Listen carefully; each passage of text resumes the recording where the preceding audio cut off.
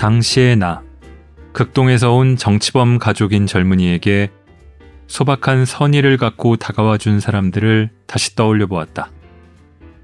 그런 사람들의 작은 힘이 세계를 바꾼다. 따위의 이야기를 할 순 없다. 그렇게 말하기에는 나는 너무나 암흑만을 보고 살아왔는지도 모른다. 또는 아직도 더 크고 깊은 암흑을 볼 날이 남아있는지도.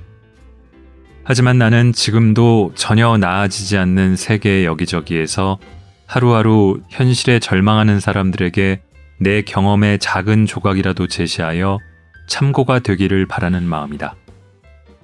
인간 그 자체에 절망하지 않기 위해. 그것이 나의 끝나지 않는 인문기행의 한 페이지다.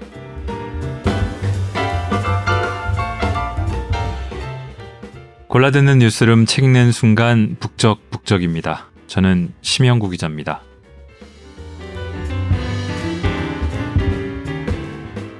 요즘 날씨 참 좋죠. 저 어제 점심 먹고 잠깐 걷다가 너무 덥지도 않고 약간은 바람이 불지만 가볍게 걸치고 걷기 너무 좋고 이런 날씨면은 너무 좋겠다는 얘기를 나눴는데 이게 과연 며칠이나 갈까 싶기도 합니다. 이 5월 초 4월도 굉장히 더웠었죠. 잠깐 아닐까 싶은데 이 날씨를 어서 사무실 안에만 있지 말고 집 안에만 있지 말고 즐겨야겠다는 생각이 드는데 그러기도 쉽지 않네요. 아무튼 디아스포라라는 말이 있습니다. 쉽게 말하면은 이주민, 이산이라고도 하죠. 원래는 고국을 떠나서 세계 각지에 흩어져 사는 유태인을 일컫는 말에서 비롯됐는데요. 이제는 어떤 특정 이유로 자기 고국을 떠나서 살고 있는 집단, 민족 집단들을 가리킵니다. 우리로 보면 교포라고 할 수 있겠는데 이 정의를 찾아보니까 그 사회에 온전히 섞이지 못하고 여러 가지 이유로 소외되는 경우를 특징으로 삼는다고 하더라고요. 그래서 경계인, 회색인 같은 말들로도 표현이 되겠죠. 일본에서 제1조선인 2세로 태어났습니다. 제1동포도 한국계 일본인도 아닌 제1조선인이라고 적었습니다. 명문대를 졸업했는데 그리고 나중에 교수도 했습니다. 그런데 그 사이에 서울에 거꾸로 유학을 와 있던 형이 2명 있었는데 그들이 조작된 간첩단 사건으로 투옥이 됐습니다. 그래서 형들의 석방을 요구하는 구명운동에 뛰어들었습니다. 그 형들은 한국의 대표적인 양심수로 일컬어졌던 서승, 서준식 형제입니다. 거의 20년을 갇혀 있다가 20년 넘게 있다가 민주화 이후에 1988년, 1990년에 석방이 됐습니다. 난민도 아니고 국민도 아니고 반난민. 경계에 선 소수자, 디아스포라. 한국에서 이런 말에 어울리는 사람이 여럿 계시겠지만 대표적인 디아스포라 지식인, 그의 사유를 담은 인문기행기를 여러 편 썼습니다. 그리고 얼마 전에 돌아가셨습니다. 2023년 12월 별세한 서경식 선생입니다. 그의 마지막 저서 나의 미국 인문 기행이 오늘 가져온 책입니다. 낭독을 허가한 출판사 반비에 감사드립니다. 이 여는 글을 번역자인 최재혁 선생이 썼는데 요거를 좀 먼저 읽어보겠습니다.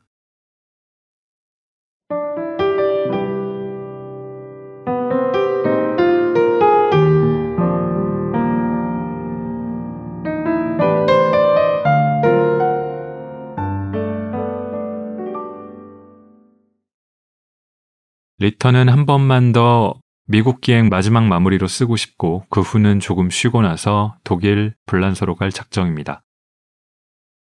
7장 원고를 탈고한 후 서경식 선생은 2020년 11월 16일 메일에서 이렇게 전했다. 나의 미국 입문 기행은 바쁘고 어려운 상황에서도 좀처럼 마감을 어기지 않던 그가 유독 힘겨워했던 연재였다. 잠정 휴재가 결정되었고 또 훌쩍 시간이 흘러 저 맺은 말 글의 최종판이 도착한 날이 2023년 12월 17일이다. 다음 날 영면하셨으니 이 책의 맺은 말 선한 아메리카를 기억하기 위하여는 그렇게 선생의 마지막 원고로 남았다. 예기치 않게 인문기행의 종착지가 되고만 미국을 되돌아보는 서경식 선생의 시선은 무척 어둡다. 생각해보면 나의 서양 미술 순례 이후 30년이라는 문구 아래 기획된 그의 인문기행은 줄곧 쓸쓸하고 암울했다. 슈트케이스가 또 망가졌다. 슈트케이스처럼 나 역시 슬슬 사용기한이 다해가고 있는지도 모르겠다. 라고 시작한 나의 이탈리아 인문기행이 그랬고 벤저민 브리튼의 가곡 가사 How long, how long을 들으며 아, 여전히 세계는 피투성이다. 대체 언제까지? 얼마나 더 시간이 흘러야 할까?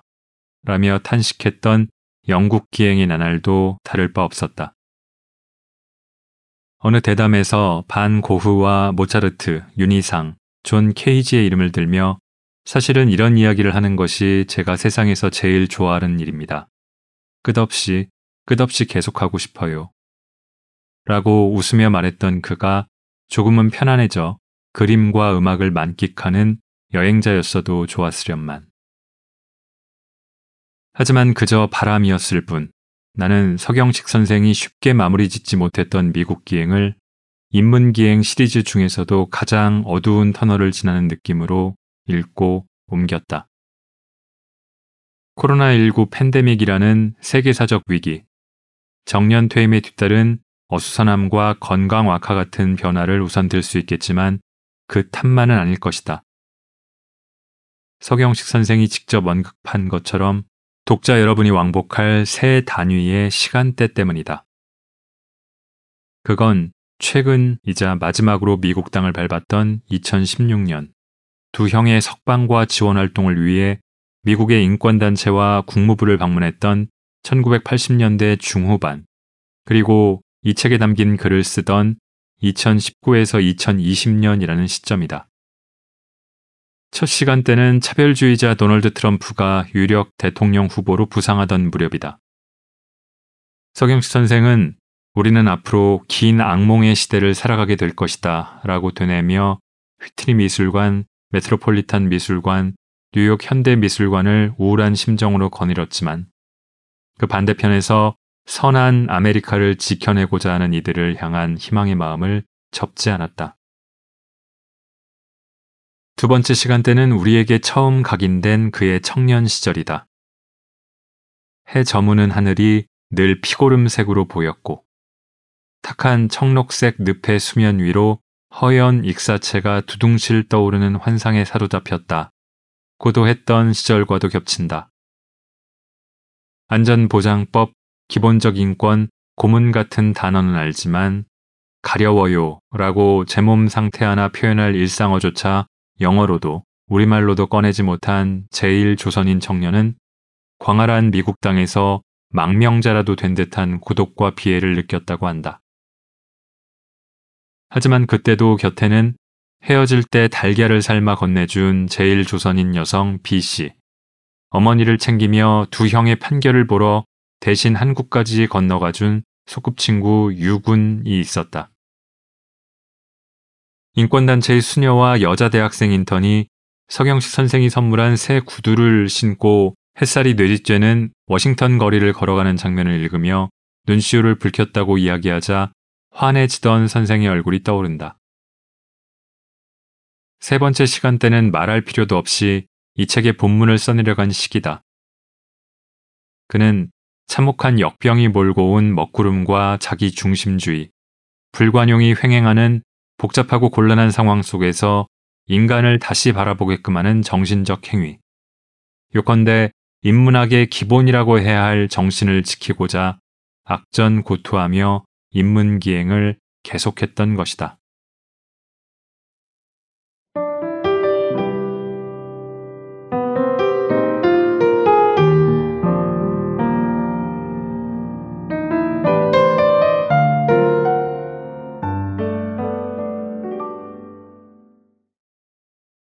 자, 여기 여는 글에 제가 뭐 다 읽은 건 아니고 중간까지만 읽었는데요. 이 세 가지의 시간대가 그때 겪었던 미국들, 이 각각 꽤 달라 보이기도 합니다. 세계 최강대국, 자본주의의 총본산인 미국, 그러면서도 트럼프라는 차별주의자, 혐오주의자가 집권을 앞두고 있던 시기의 미국, 그리고 집권 4년을 또 지났죠.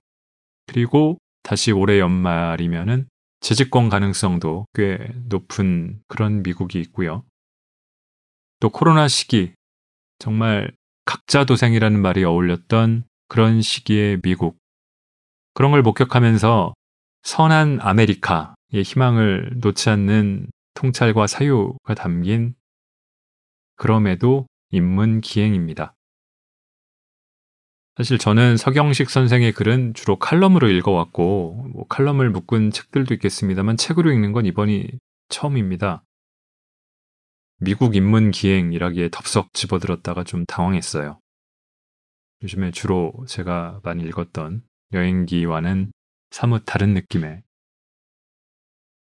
이 선생의 삶이 그러했듯 이렇게 발랄하거나 즐겁지는 않습니다. 그러나 이 음악과 예술, 미술 이런 데 대한 애정은 정말로 큰 분이다.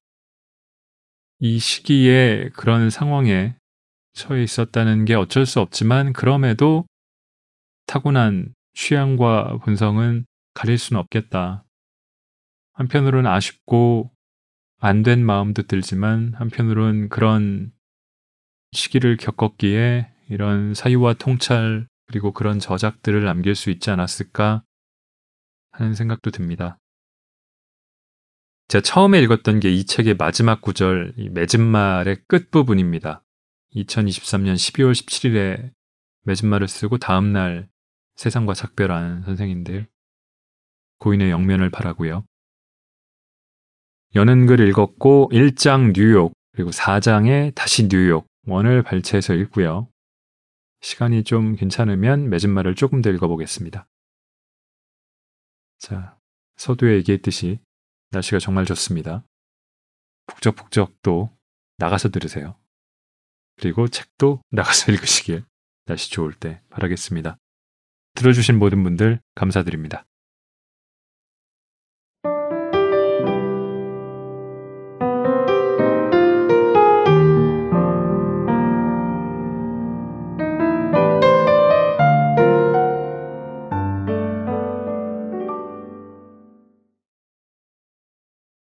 (2016년 3월 9일) 나와 아내 F는 뉴욕 JFK 공항에 도착했다. 마중 나오기로 한 M군의 모습이 보이지 않았다. 도착 로비로 나와서 M군에게 전화를 했더니 아직 집이었다. 우리의 도착 시간을 잘못 알고 있었다고 한다. 지금부터 서둘러도 시간을 맞출 수는 없다. 어쩔 수 없이 예약해둔 맨해튼의 아파트까지 택시로 향했다. 일본에서부터 쓰고 온 모자가 없다는 걸 차 안에서 알아차렸다. 마음에 쏙 들었던 보르살리노의 펠트 페도라였다. 예상보다 날씨는 따뜻했고 오히려 덥다 싶을 정도여서 모자를 벗은 채 M군에게 전화를 걸고는 그 자리에 두고 왔던 것이다. 여행 첫날부터 모자를 잃어버리다니. 14시간의 비행 중에는 물론 모자를 벗어놓았기에 따져보면 착륙한 후 도착 로비에 이르기까지 아주 짧은 시간밖에 쓰고 있지 않았던 셈이다.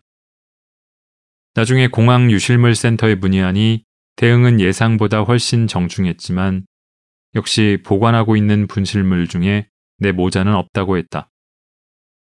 어디 헌옷 가게에라도 팔려버렸을까? 아니면 누군가가 아무렇지도 않은 척 슬쩍 쓰고 가버린 걸까? 내 머리 크기는 서양인 남성 평균보다 꽤 크니 그 모자가 딱 맞는 사람은 많지 않았으리라고 생각하긴 했지만 나는 30년 정도 전에 미국을 몇 번 찾은 적이 있다. 첫 방문은 1985년이었다. 시애틀, 샌프란시스코, 워싱턴 DC, 뉴욕 등을 거쳐 뉴저지의 뉴요크 공항에서 당시 대서양 횡단 비행이 가장 저렴했던 피플스 에어편을 타고 런던으로 건너갔다. 다음 해인 1986년에도 2개월 가까이 미국 각지를 돌아다녔다. 당시 군사독재 정권 아래 감옥에 있었던 두 형 서승과 서준식을 비롯한 한국의 양심수에 대한 지원을 호소하는 캠페인이 여행의 목적이었다. 전두환 군사독재 정권이 맹위를 떨치던 시기, 민주주의를 바라던 시민과 청년, 학생의 용감한 저항이 이어지던 때였다. 경찰 조사를 받던 대학생 박종철의 고문사를 계기로 투쟁이 더욱 고양되어 결국 민주화를 쟁취해낸 6월 민주항쟁은 그 이듬해 일어났다. 이번 글을 준비하며 당시 여행에서 쓴 일기를 찾아보았다. 일본을 떠나 1986년 10월 2일 무렵 쓴 글에는 앞서 인용한 마태복음 9절 옆에 근심으로 마음이 꽉 막힌 순례길이다 라고 휘갈겨 쓴 내 글씨가 있다. 나는 말 그대로 근심을 가득 안고서 이 동네에서 저 동네로 인권운동 단체와 시민단체, 종교단체, 국무부 인권국 등을 찾아다녔다. 뉴욕의 단체 사무실을 찾아가 보니 고급스러운 정장을 차려입은 금발의 여성 스태프가 나와 쌀쌀맞은 표정에 알아듣기 힘들 만큼 빠른 영어로 좋아요, 오케이, 당신에게 15분 드리죠 라고 말했다. 15분. 15시간의 비행 끝에 내게 주어진 시간. 그것도 더듬거리는 영어로 겨우 15분. 속이 상했지만 마음을 다잡고 기운을 내서 열심히 이야기했다. 생각해보면 그녀의 그런 대응도 무리는 아니었다. 당신은 칠레, 아르헨티나, 필리핀, 대만 등 세계 각지에서 나와 같은 처지의 사람들이 필사적으로 그곳에 모여들었다. 그 여성 스태프는 이 모든 사람들에게 대응해야만 했을 것이다. 그로부터 30여 년이 흐른 지금도 전 세계에 여전한 이유로 정치범의 석방을 호소하는 사람들이 넘쳐난다. 정확히 15분 후 상대는 의자에서 일어났다. 불친절한 시험 관리관으로부터 면접을 받은 기분이었다. 이 여행이 어떤 구체적인 효과로 이어지리라고는 생각할 수 없었다.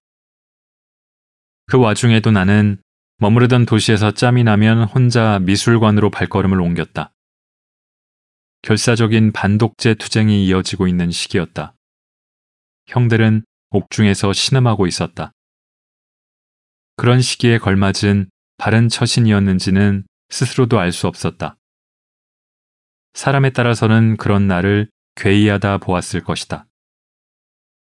나는 24시간을 투쟁에 바치는 모범적인 활동가 상에서는 멀찍이 떨어져 있었다. 다만 목마른 사람이 우물을 찾듯 좋은 미술 작품과 조우하기를 바라며 떠돌아다니는 일이 내 자신의 생존에 필요했다는 점은 확실하다. 여행 도중에 워싱턴 DC의 내셔널 갤러리에서 모딜리아니의 작품 수틴의 초상과 만났다. 러시아의 유대인 마을에서 무일푼으로 파리로 건너온 생 수틴. 그 거칠고 불온하지만 섬세했던 인물의 초상과 시간 가는 줄 모르고 무언의 대화를 나눴다. 수틴의 초상은 그 후로 내 인생을 통틀어서 잊을 수 없는 작품이 되었고 나중에 졸저의 표지에도 사용했다.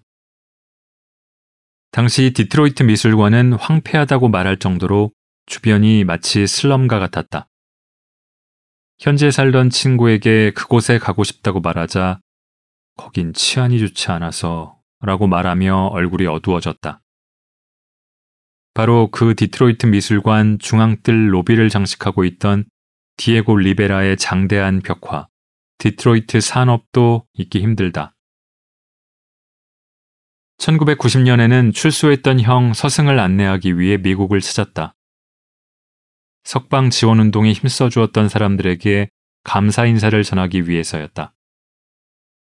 하버드 대학을 방문하면서 대학 부속 포그미술관에서 반 고흐의 머리를 민 자화상을 볼 수 있었다. 나치가 퇴폐 예술로 낙인 찍어 루체른에서 경매에 붙인 탓에 파괴를 면해 이 대학에 소장되었던 것이다. 나에게 이 초상은 마치 긴 복역을 끝내고 막 출소한 사람처럼 보였다. 미국에는 친구나 지인도 있고 좋은 미술관도 있으며 훌륭한 오페라나 콘서트 공연도 많다. 그런데도 그 이후 30년 정도 미국에는 그다지 발길을 두지 않았다. 트럼프와 같은 존재.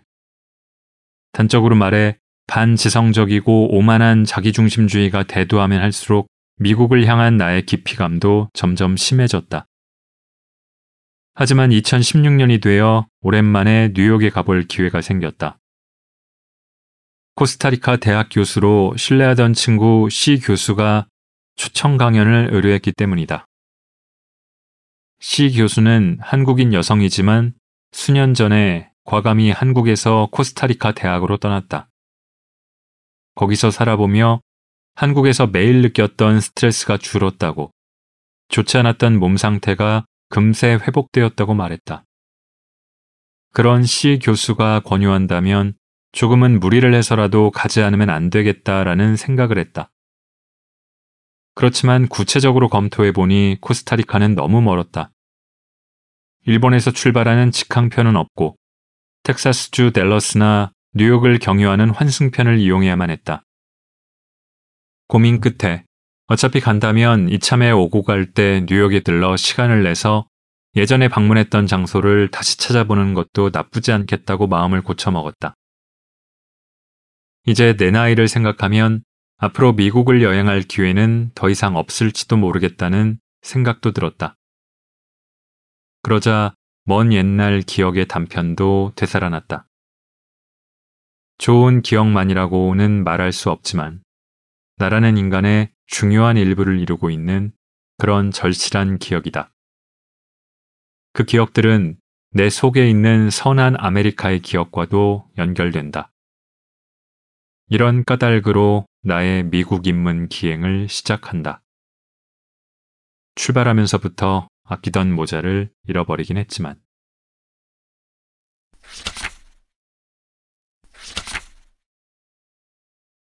우리 부부는 어퍼 이스트 사이드에 있는 아파트의 방 하나를 숙소로 잡았다. 거기에 짐을 풀고 옷을 갈아입은 후 지하철과 도보를 이용해 카네기홀로 향했다. 하지만 긴 여행 탓에 시간과 거리 감각이 헝클어졌던 듯 공연 시작은 오후 8시였는데 6시 조금 지나 도착해버렸다. 어쩔 수 없이 높은 마천루로 둘러싸인 거리를 무작정 걸어 교차로를 중심에 두고 카네기홀의 대각선 맞은편에 자리 잡은 어느 카페로 들어갔다. 가게는 아직 텅 비어 있었고 키가 큰 웨이터들이 여유롭게 서 있었다. 넓은 창문과 맞닿은 자리에 F와 나란히 앉았다.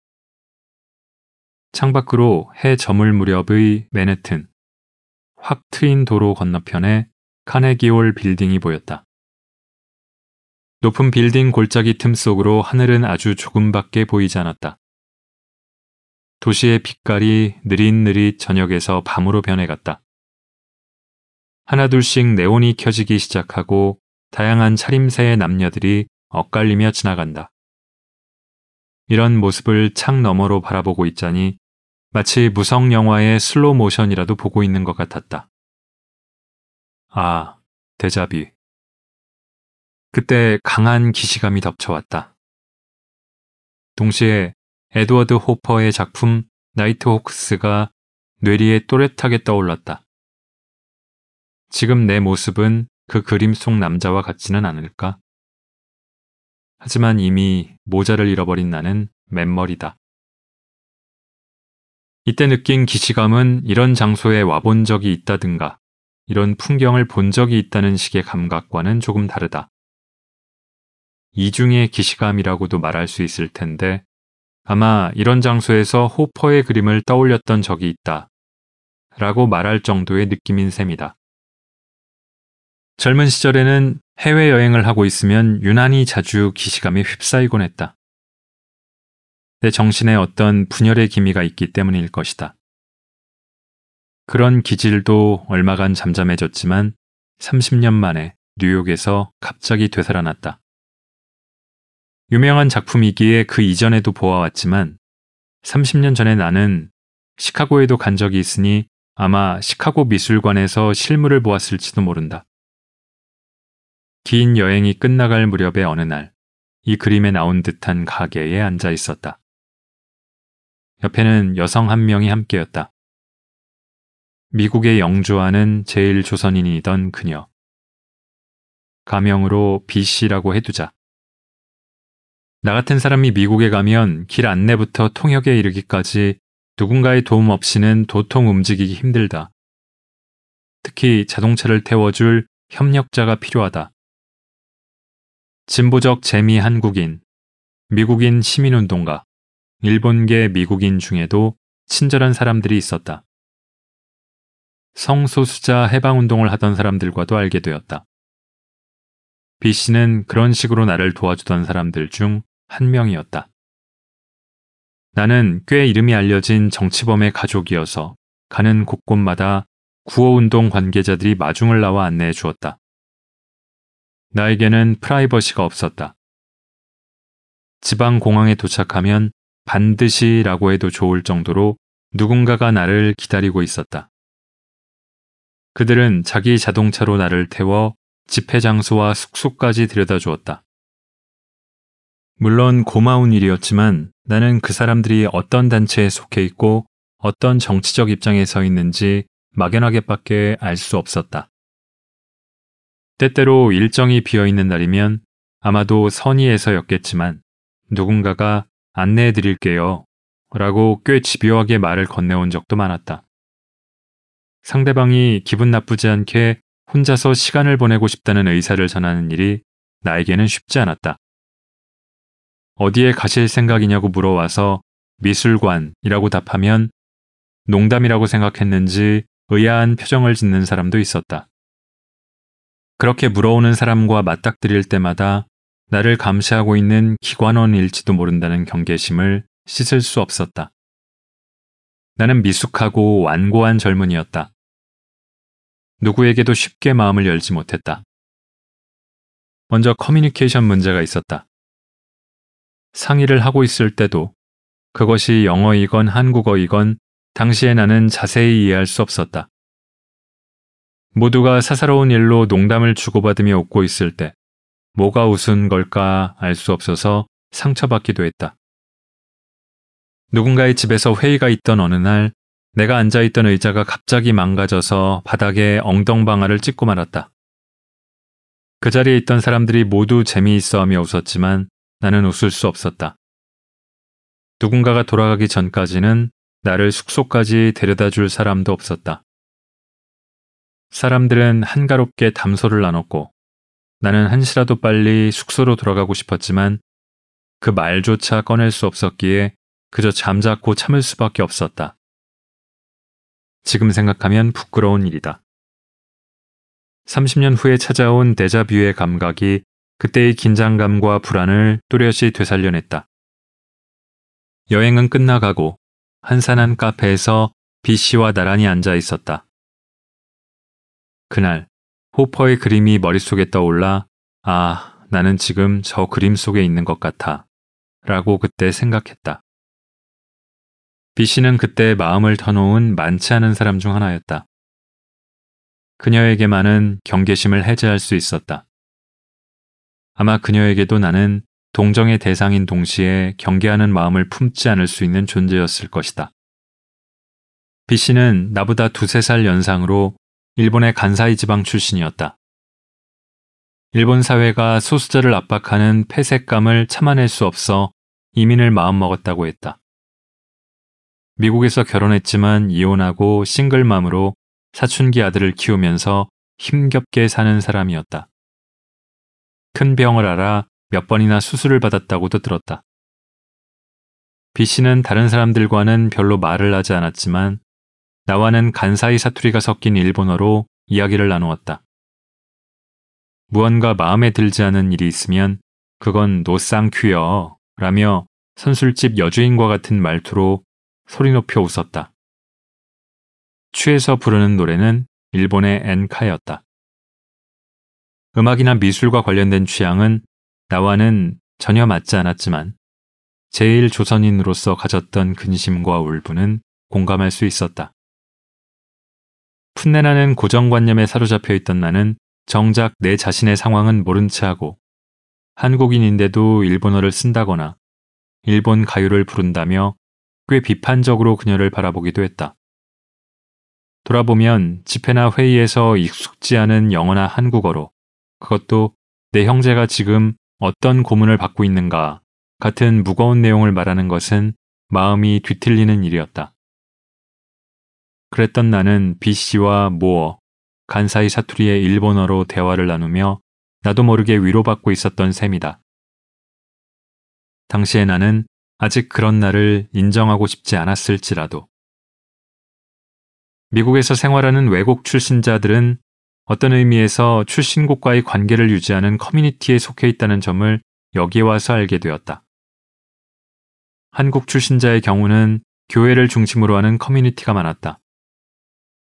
그러한 공동체가 아예 존재하지 않는 곳에서 살아가야 한다는 것은 보통 사람들에게 틀림없이 무척이나 곤란한 일이었을 것이다.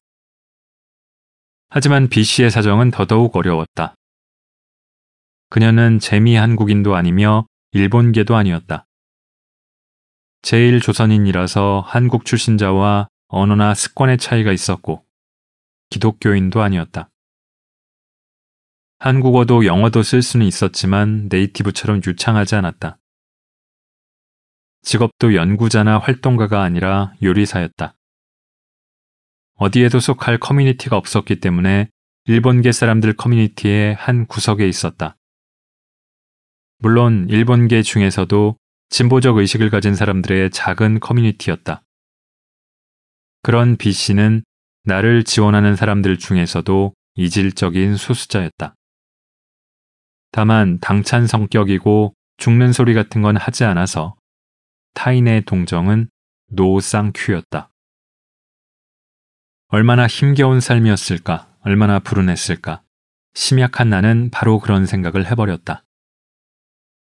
미국 한 구석에서 만난 이 불운한 여성. 조금이라도 그녀에게 도움이 될 수 있다면 나 같은 인간에게도 살아가는 의미가 있는 것은 아닐까? 그렇지만 그 생각을 입 밖으로 내진 않았다. 그런 말을 입에 담는다면 도리어 상처를 주게 되기 때문이다. 그녀의 마음이 어떨지 알 수 없다. 나 같은 사람의 쓸데없는 참견은 노쌍큐일지도 모른다. 게다가 내가 할 수 있는 것이 과연 무엇일까? 나는 직업도 없는 젊은이였고 병든 자였다. 정치범의 가족이며 매일같이 옥중에 있는 형들의 석방을 호소하며 다니면서도 마음속으로는 그들이 살아서 추록하리라는 희망을 거의 갖고 있지 않았다. 나 자신의 내일이 어떨지조차 전혀 내다볼 수 없었다. 그녀를 동정하면서 실제로는 자신이 위로받고 싶었던 것뿐이지 않을까?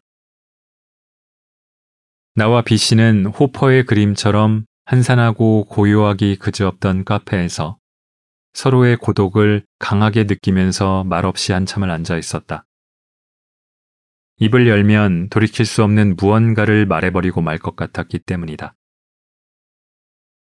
일본으로 돌아가는 날, B씨는 공항까지 배웅을 나와 비행기에서 먹어 라며 오늘 아침 삶았다는 달걀을 5개 건네줬다. 언젠가 내가 삶은 달걀을 좋아한다고 했던 말을 기억하고 있었던 게다. 그때의 감각이 30년 후에 되살아났다. 거꾸로 말하면 60대 중반을 지난 내 자신이 뜻하지 않게 30대로 다시 돌아간 셈이다. 젊다고 해서 반드시 즐겁고 기쁜 것만은 아니다. 오히려 모든 일에 어쩐지 어색하고 미숙하며 가시가 돋쳐 있으며 더할 나위 없이 고독하기도 하다. 그런 감각까지 맨해튼에서 되살아났다. 30년 전에 나는 광기와 죽음의 갈림길에 있었다고 생각된다. 그 갈림길의 저편으로 사라져버린 지인들도 적지 않다. 그때 나는 지금 이 나이까지 살아있으리라고는 상상할 수도 없었다. B씨는 지금도 건강할까? 그때의 일을 생각해낸 것도 호퍼의 작품이 가진 힘 때문이다.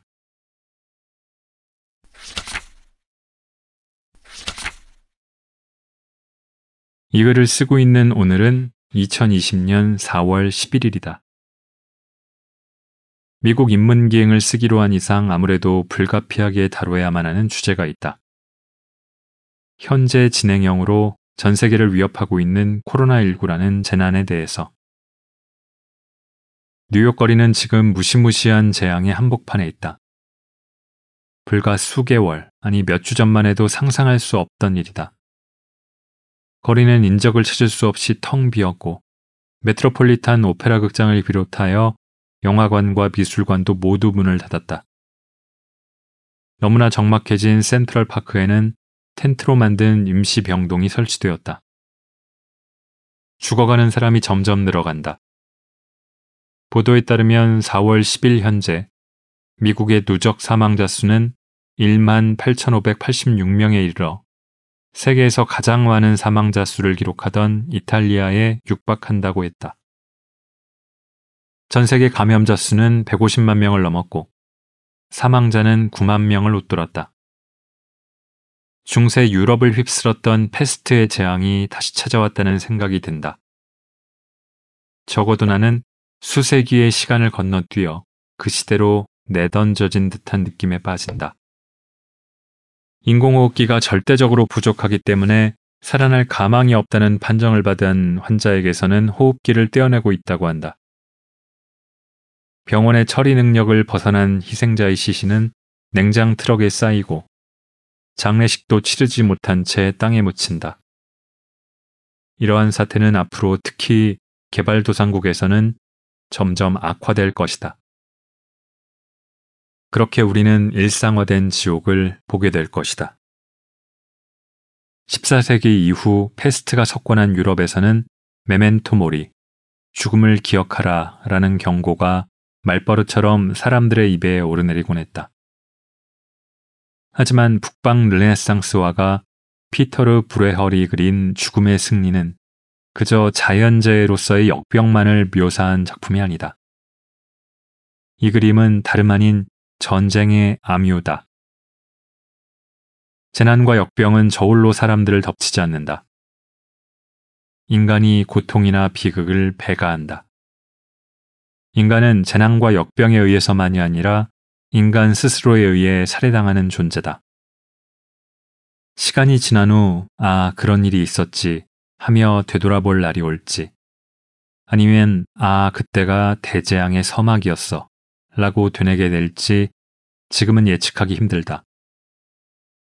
대재앙은 비단 역병만을 가리키는 것이 아니라 이 혼란에서 시작되어 자기 중심주의와 불관용의 정신이 만연하고 파시즘이 대도하는 그런 시대를 일컫는다. 이미 일본을 포함한 세계 여기저기서 불길한 조짐이 고개를 들이밀고 있다. 그런 와중에 인문기행을 써내려간다는 것 자체가 솔직히 어렵다. 시시각각 들어오는 정보를 따라가는 것만으로 마음은 착잡해지고 생각을 정리하지 못한 채 시간만 흘러간다. 그럼에도 나는 이렇게 무엇이라도 쓰고자 한다. 이런 상황 속에서 쓴다는 행위가 어떤 의미를 가지는가 스스로에게 거듭 물어가면서. 지금 내 머릿속을 스치는 이는 브레허를 비롯하여 카라바조나 미켈란젤로, 데카메론을 쓴 보카치오 같은 르네상스 시기 예술가부터 18세기 작가 데니얼 디포나 20세기의 까미로 이어지는 역병의 참상을 작품화한 사람들이다. 평소라면 그다지 쓰지 않는 위대한이라는 형용사를 굳이 이들에게 바치고 싶다. 그 위대함은 먼저 차마 한가운데서 철저하게 이를 응시하며 기록하고자 했던 정신에서 기인한다. 만약 인류 전체가 죽음으로 절멸한다면 그 기록은 누가 보게 될까? 아무도 보지 않는다면 쓴다는 행위, 그린다는 행위에는 어떤 의미가 있을까?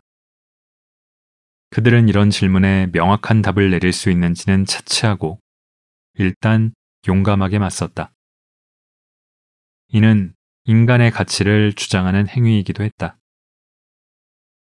참혹한 역병 속에서 이를 묘사해낸 이들의 정신이 위대하다면 그 두 번째 이유는 단적으로 말해 죽음, 자기 자신의 죽음마저도 똑바로 마주했기 때문이다. 스스로가 죽음을 면할 수 없는 존재라면 무엇을 위해 쓰고 그리는가? 인간을 둘러싼 물음이 죽음과 깊이 결부된 이상 이 시점에서 쓰고 그리는 일은 우리에게 주어진 복잡하고 곤란한 상황 속에서 인간을 다시 바라보게끔 하는 정신적 행위라고 말할 수 있다. 요컨대 인문학의 기본이라고 해야 할 정신이다. 휴머니즘의 발전과 심화가 패스트의 참화와 함께했던 것은 우연이 아니다.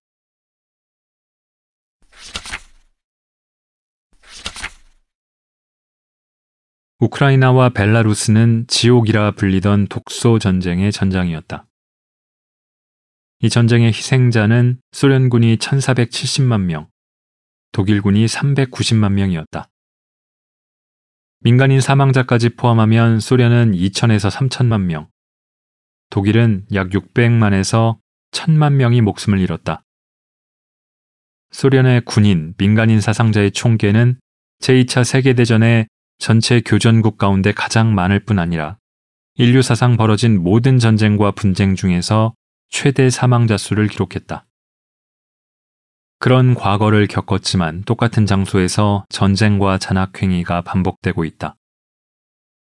그곳에서 외치는 슬로건은 알렉시예비치의 저서 제목 그대로 모두 세컨드 핸드다. 여기서 세컨드 핸드란 이념의 중고품이라는 의미다. 소련이라는 실험이 좌절하고 사회주의의 이상도 붕괴했다. 고르바초프의 개혁도 신자유주의의 발호와 만연을 불러와 빈부격차는 극대화되고 민족전쟁도 다시 불붙었다.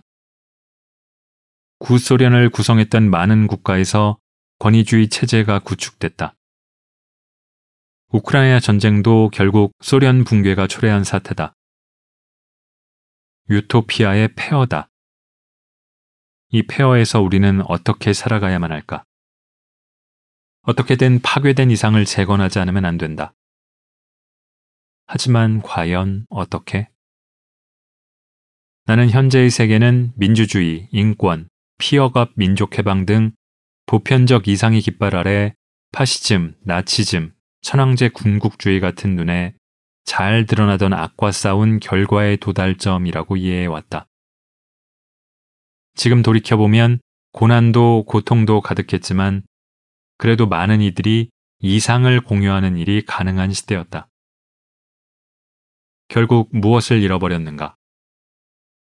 이상을 잃어버리고 무력만이 살아남았다. 지금은 냉소주의가 승전가를 부르며 죽음의 무도를 추고 있다. 이상이 사라진 시대가 지속되고 있다. 생각해보면 훨씬 예전부터 그랬던 것 같다.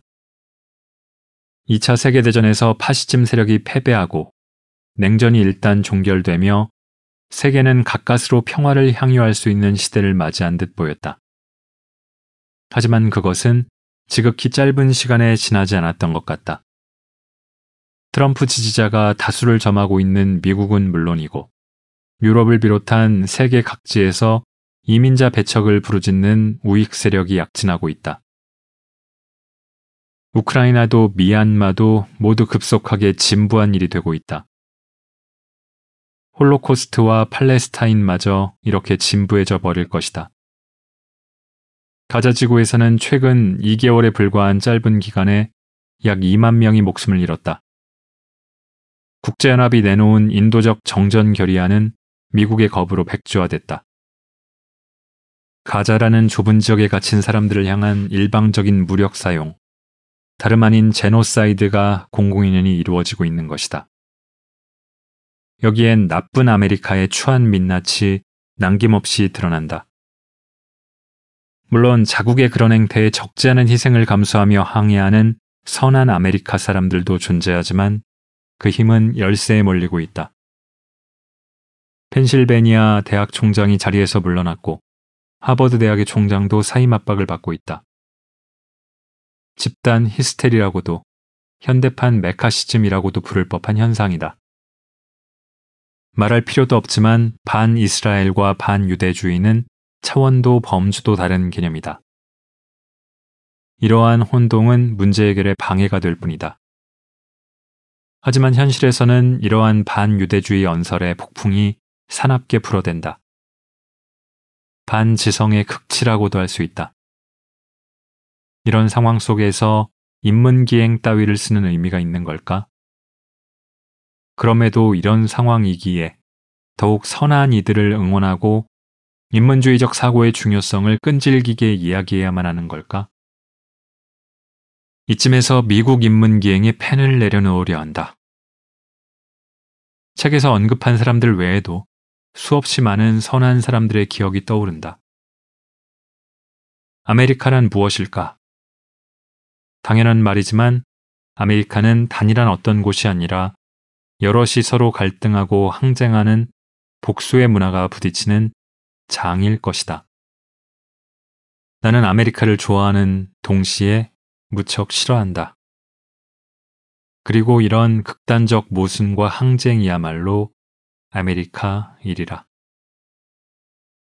이 책 전반부에서 이야기한 미국 여행의 직접적인 목적은 미국의 여론에, 보다 구체적으로는 미국 국무부 인권국에 호소하여 형들을 포함한 한국의 정치범을 향한 학대 행위를 조금이라도 줄이기 위해서였다.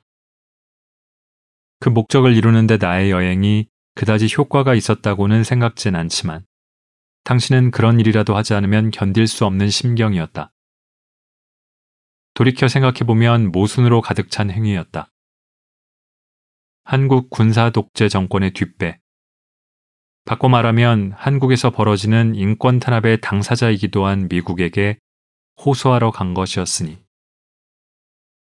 당시 체제 중에 내가 배운 것은 인권이라는 개념조차 미국 정부에게는 보편적 이념이라기보다 국익을 위한 자원이라는 점이었다. 그런 당연한 사정을 뒤늦게나마 깨달은 나는 그런 전제를 세워놓고 미국이라는 장을 활용하려고 했다. 물론 나 같은 무력한 사람이 그런 생각을 한데도 마땅히 할 수 있는 일도 없었겠지만 그래도 이 책을 쓰면서 당시의 나, 극동에서 온 정치범 가족인 젊은이에게 소박한 선의를 갖고 다가와 준 사람들을 다시 떠올려 보았다. 그런 사람들의 작은 힘이 세계를 바꾼다 따위의 이야기를 할 순 없다. 그렇게 말하기에는 나는 너무나 암흑만을 보고 살아왔는지도 모른다. 또는 아직도 더 크고 깊은 암흑을 볼 일이 남아있는지도. 하지만 나는 지금도 전혀 나아지지 않는 세계 여기저기에서 하루하루 현실에 절망하는 사람들에게 내 경험의 작은 조각이라도 제시하여 참고가 되기를 바라는 마음이다. 인간 그 자체에 절망하지 않기 위해. 그것이 나의 끝나지 않는 인문기행의 한 페이지다.